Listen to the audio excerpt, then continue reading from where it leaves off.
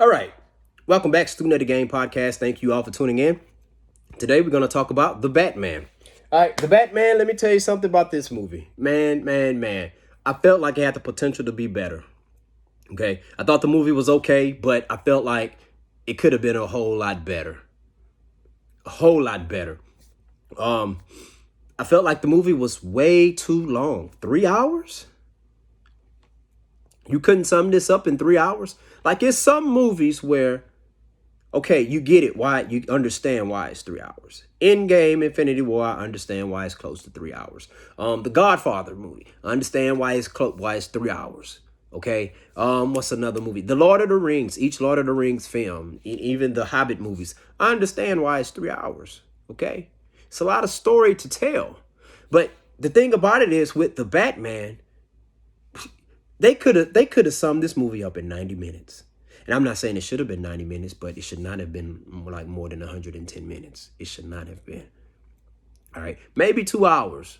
They could have gotten away with 2 hours, but 3 hours? A 3 hour tour. I mean, Robert Pattinson did a good job. Jeffrey Wright did a good job. Pretty much all the actors and the actresses in this film did a good job. All right. They understood the assignment. Okay. But it's not their job to go in and edit the movie and splice it up and all that stuff. But it's something about Matt Reeves movies where they just don't hit with it just don't hit with me. It just don't. I think about the Planet of the Apes franchise.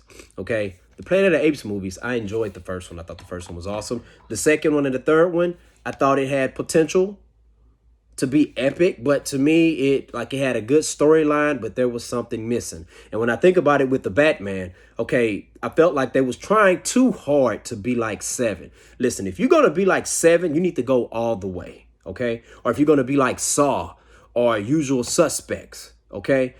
Or Silence of the Lambs. If you go in that dark like that, and I have no problem with that, or the tone, that's what you're trying to do with a movie, I have no problem with that. But here's the thing. If you are going to do that, then guess what? You got to bring it on that third act. You have to bring it.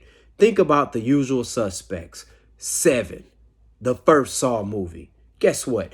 Those third acts were awesome, were incredible, okay? Like, you saw, like, at the end of the first Saw movie, sorry, spoiler alert, the movie been out for almost 20 years. Who would have thought that the killer was right there laying down playing dead the entire time? Who would have thought of that? Okay?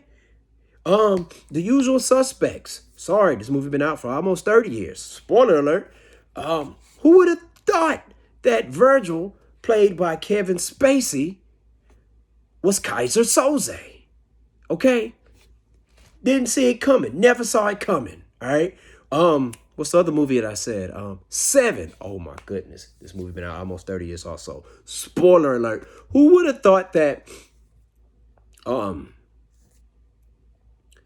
that Brad Pitt's character, that would be his wife's head in that bag? Who would have thought of that? So that's what I'm saying. This movie here, I didn't get that feeling at the end where I'm just like, you know, and I was expecting that because they chose to try to do this movie like the three movies I just named. That's equivalent to like saying, okay, well, I'm about to dunk like Michael Jordan from the free throw line. Okay? But I can't jump and I can lay the ball up, but it's not a dunk. Okay? It's a difference. It's a big difference, people. A big difference. Everybody want to see the dunk because you said you're going to be like Jordan. You trying to be like Jordan. You got a number 23 Bulls jersey. You shaved your head bald. You got the Air Jordans on. You sticking your tongue out like, boom. You trying to dunk. You know what I'm saying? You trying to do that. But this, man. And then, yeah, like I say, a lot of people saying it's better than The Dark Knight. It's not. It's not. It's not. But I thought it was an okay movie. It was an okay movie. All right. That's it for me. The rewatchability rate of this movie to me is not very high. Not for me. All right. I can rewatch the first two Michael Keaton Batman movies. I can rewatch all of the Christian Bale Batman movies. Hell, I can rewatch Ben Affleck starring as Batman in the Justice League and Batman versus Superman. And see, and that's another thing.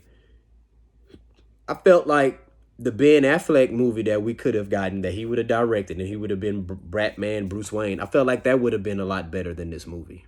I really do. I feel like, I mean, I look at Ben Affleck's, the movies he directed. I know it's not a lot, but I've seen two of them. You have Argo and what's the other movie? The Town. You understand? Like, entertaining movies.